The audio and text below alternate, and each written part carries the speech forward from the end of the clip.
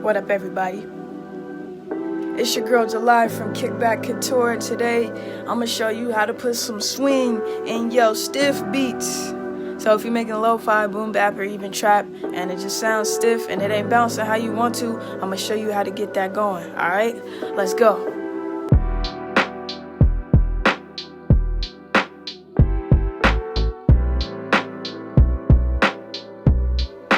Alright, so let's just jump straight into it. As always, I'm gonna pull up the drum pattern. Let's go ahead and actually loop this section right here. I'm just gonna select it, hit Command L, Control L on a Windows computer, and let's loop that. And I'm gonna solo the drums. Now, if we look at this pattern, it's really stiff. Everything is on the grid, right? So if we want to add some swing, it's really simple. What we can do is open up the Groove mixer, which is down here. It's just like a regular mixer, you know, where you can do all the volume levels, inserts, add reverb, delay, compression, gate, etc., etc., except it controls how the drums feel. So it affects the timing of when the MIDI notes hit. So if I, for example, first thing we want to do is set it here in the sequencer. So here we have this drop down where we could select the channel we want the groove mixer, select the channel we want to affect the note lane. So we want A1, which is notated right here, to affect this note lane. I said that so backwards, I'm sorry. Anyways, we want this A1 channel to affect this note lane. So make sure it's on. If the button's not on, it ain't gonna work. Alright, so we're gonna start turning the slide up so you can hear what's going on. And I'm gonna turn the metronome on.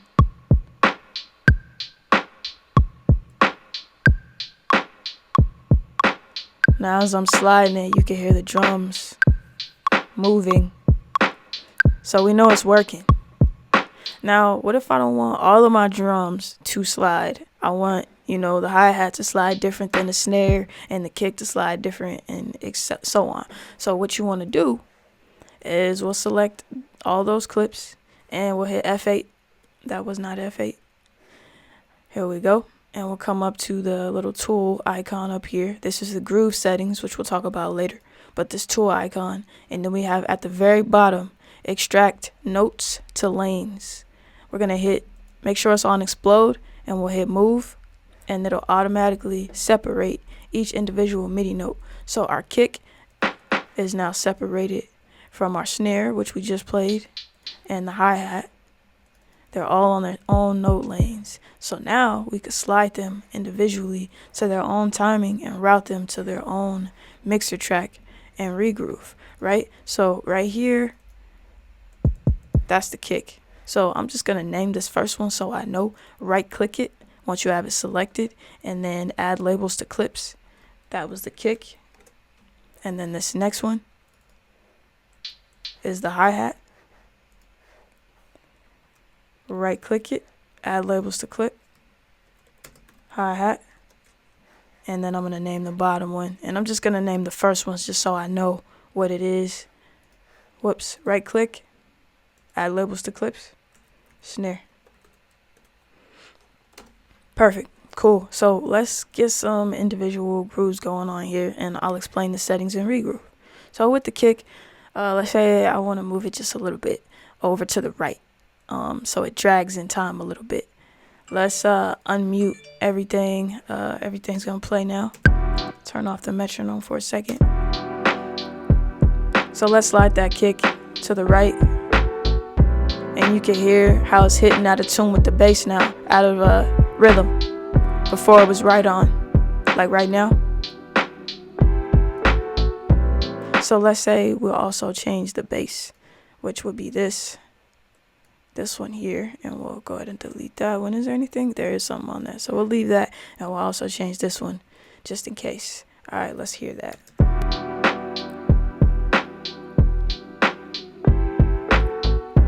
Dope.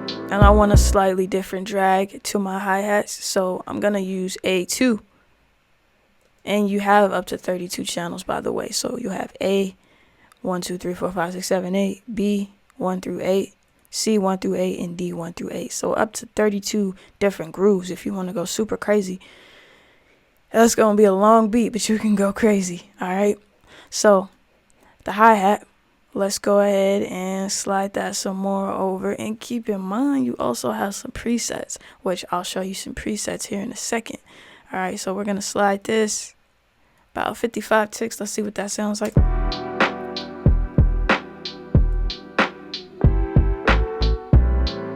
Okay, I brought it back. And I would like the snare to be in a pocket more, so we'll move the snare and slide that a little different too. All right, so maybe about there. Let's see what that sounds like.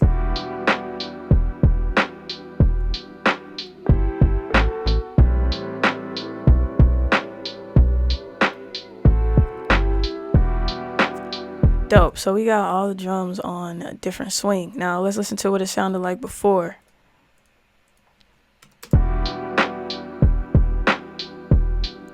Super stiff.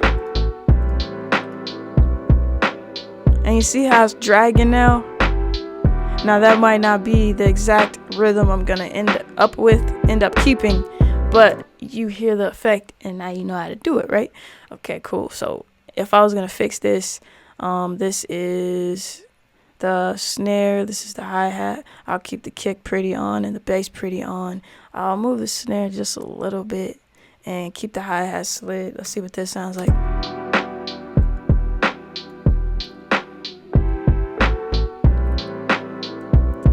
Alright, cool. I like that. Now these faders here, this is like a dry, wet slider. So up all the way, it's going to affect the rhythm 100%. And if you bring it down, it'll start affecting it less and less. So the rhythm, the slide that we're putting in will be less and less pronounced, less and less obvious. So here with the hi-hat, which is on A2, now there's no groove amount.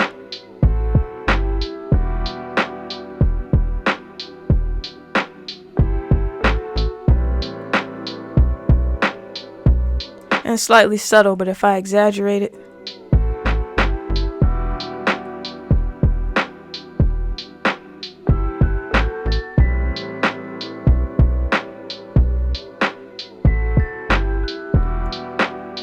you can see what that does now. All right, another thing I would like to show you, which is like the next button below it. Actually, we'll skip shuffle for now. I have a better way to demonstrate that, but pre-align. All right, cool. Let's slide this a little bit to the right and hear it. All right, so it's slid now. If we hit this pre-align button, then it will quantize it first, and then we can add in our effects. So we don't have to go in and quantize it first. We can just hit this pre-align button and it'll do it for us. So that's what pre-align on, and that's what it off. On, off. All right, so you get the point. And then what you can do after that is go ahead and add your slide. So basically, it just makes sure that it's going to be affected exactly how you want it to be. So it's going to quantize it first before it adds more slides, so you don't have slide on top of slide.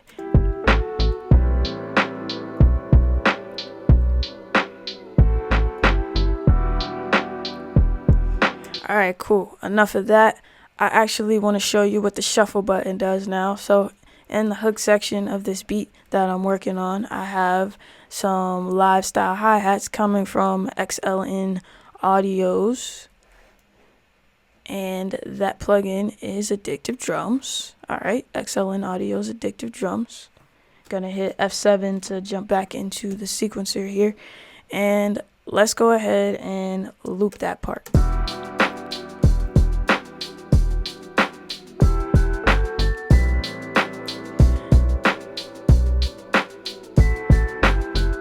Now it's this yellow one right here, okay? So let's go ahead and see what these notes look like. Now these are 16th notes, and there is some velocity variation in here because I played it by hand and then I quantized it after. Actually, these are not quantized, so I lied. But I played it by hand, so there's natural velocity variation and things of that nature. Now, let's go ahead and pre-align it so that it quantizes. So that's here. We're going to put this on channel A4. And then we'll hit pre-align. And let's hear it.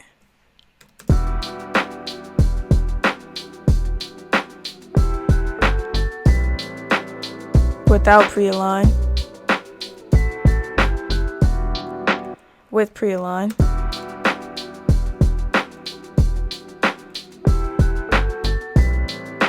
You could just hear it more on the grid there.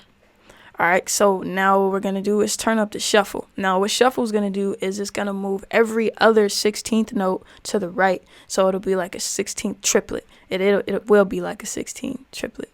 So let's go ahead and turn up the shuffle and let you hear how this sounds.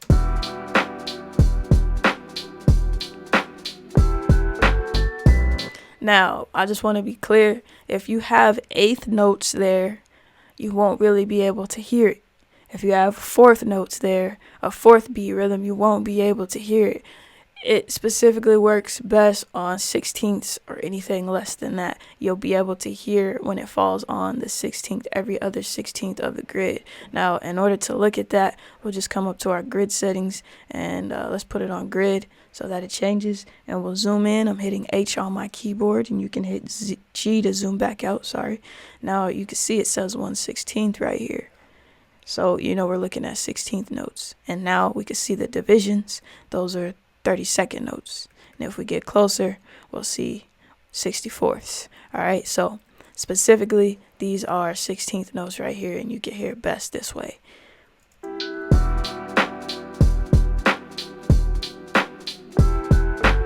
But with that being said, if you have an unorthodox pattern and you are having notes that land in these positions, you'll be able to hear what the shuffle's doing. Now let's actually turn the shuffle down. Sounds a little more natural, and we can still slide them over.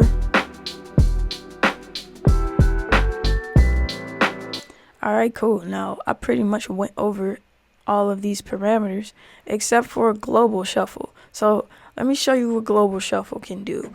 Global shuffle can take pattern devices such as the red drum or matrix or anything like that, and it applies the shuffle to those devices. Now you see the shuffle button here on the red drum. We can add some swing once we turn that on. So let's go ahead, go into the drum supply, hi-hats, and we'll grab another hi-hat sound. Let's try this one right here. I'll just put it on module 1. And we'll do every other hi-hat, every other spot. And let's run it. And let's turn on the shuffle button. Now I'm going to start to turn up the global shuffle and listen to what happens.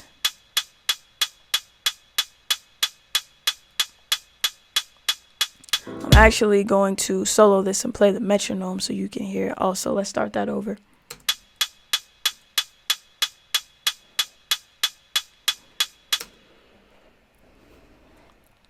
Alright, so I'm going to solo the metronome. If you want to know how to do the metronome, I have a video on that. You should go check that out too. Alright, and I soloed the red drum. Let's listen to it. I turn the shuffle button on. It's lit up. Alright. Yeah, you can hear the metronome. Let's start adding in the shuffle.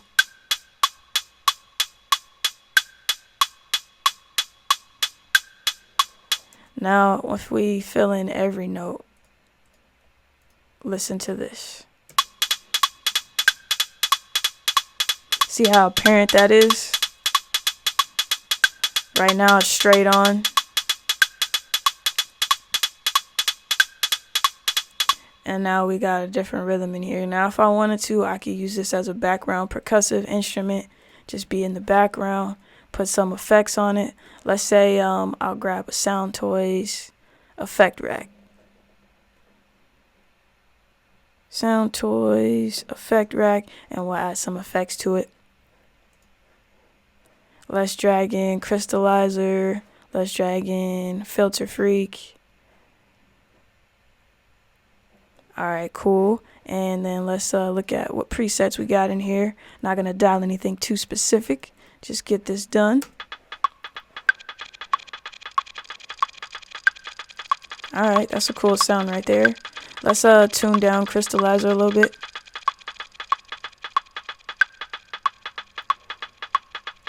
Nice. Alright, so let's unsolo everything. Solo all off. And let's hear what we got.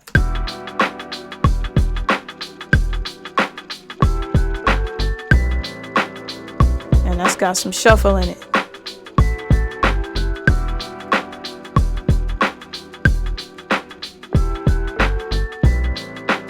Alright, cool. So we got some nice rhythms in the track. The drums is bouncing, you know, they're knocking. Let's say we wanted to take a groove from a pre-existing drum break. Let's say we really love how this drummer drums and we want to jack his timing. Let's do that. So hopping back to the sequencer, pressing all the wrong buttons as usual. F7. Alright. And then let's go ahead and hop into the free 600 breaks kit I have on my site.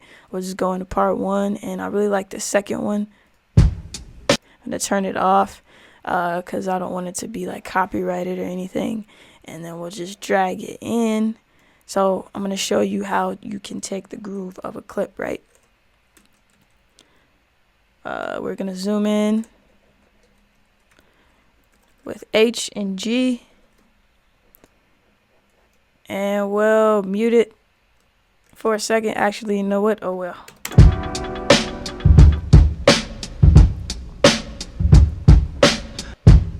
Alright, so we notice it's not perfectly in time with the beat. So I'm just going to grab it and stretch it. I know it's going to be right in terms of bar length.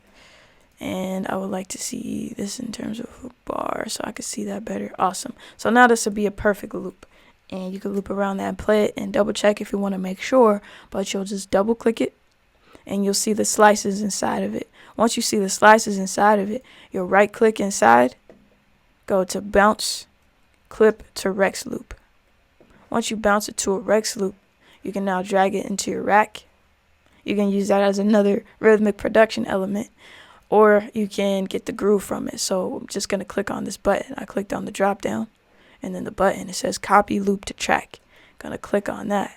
And now we have everything broken up. And what we can do to this Rex loop right here is right click it. Get groove from clip.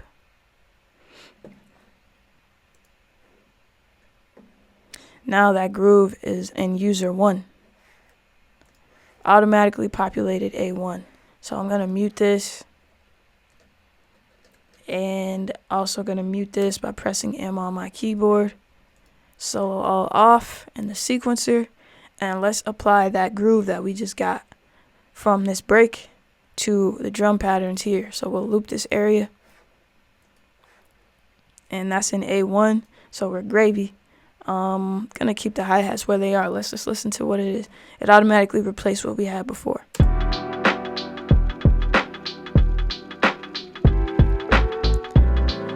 And we'll turn off that red drum. We need to do something with that.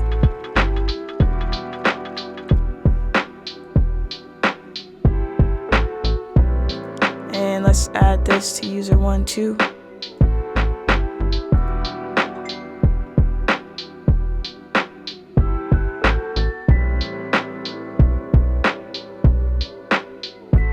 Now you can hear how the timing changed. Now we definitely want to play with that. So I'm going to show you how you can play with that once you steal your groove, or you sample your groove.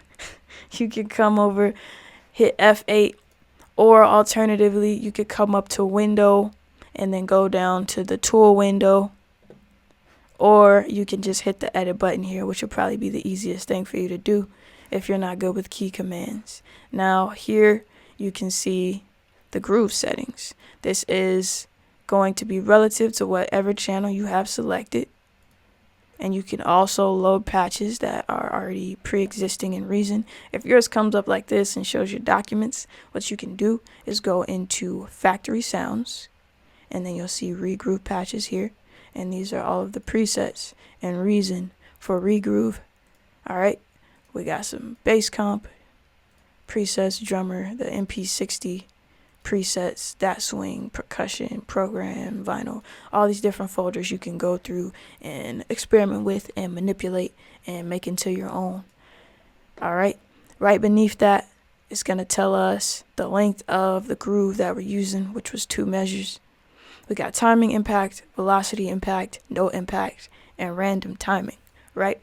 So timing impact, this is basically like the dry wet knob. It's going to move those notes exactly to where the timing of the groove you stole from would be. So if my kick was right on the downbeat and the groove I stole from was right after, it's going to move it to the exact point where it was in the sample at 100%. If I move it to 50, it's going to move it halfway between where it was originally and halfway to where it is in the sample. All right.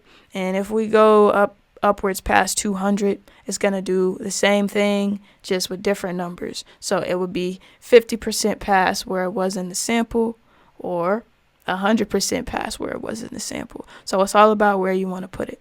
Velocity impact is the same thing, but with how hard the notes are hitting, how hard the MIDI is playing. So if you have a kick playing super hard in your original and it's super soft in the sample and it's at 100%, it's going to match that softness here at 100%.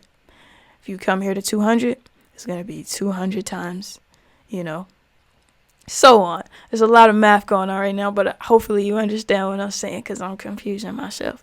So once again, if the drum is super hard in my original loop and it's soft in the sample, then at 100% it's going to be as soft as it was in the sample. If I go 200%, it's going to be softer than it was in the sample. All right, so you have the ability to super freak whatever drum pattern you want to.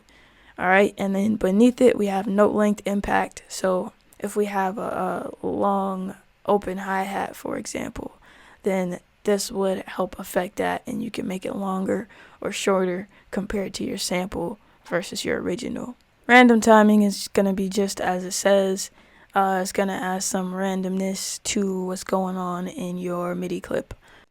Alright, one thing I forgot to mention is the anchor point right here. So this is going to be what bar you want your groove to start at. So for example, if you shift your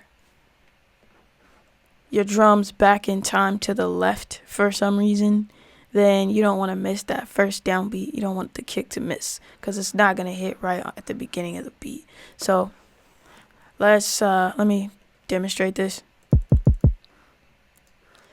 Now on channel A1, I'm going to slide all of these to the left instead of the right, and you'll notice that the drums will want to start before it plays. If I put on snap, we're missing that kick. So if you would like to be able to hear that, you're going to make sure you start your anchor point after bar 1, so you'll start all of your music later in the sequencer. But since I have an intro here, I don't have to worry about that.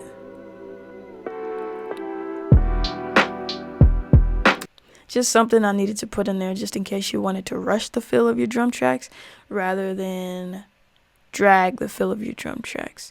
Also, in other words, you wanted to move it backward in time rather than forward. All right. The last thing I should mention is this global shuffle button here. When you turn this on, it will completely override whatever you have on the channel shuffle and replace it with this global shuffle option here. So if you wanted to synchronize something in a particular pattern with something you have from a pattern-based device like the Red Drum, Matrix, or anything like that, then you could turn on global shuffle and it will just sync up to whatever you have here as opposed to what's here. All right. Now that is basically it. If you have any questions, drop them down in the comment section. Let me know. I'm pointing at myself what you would like to see next. It's all culture, kickback, cook up, and add some swing to your tracks. All right, let's get it.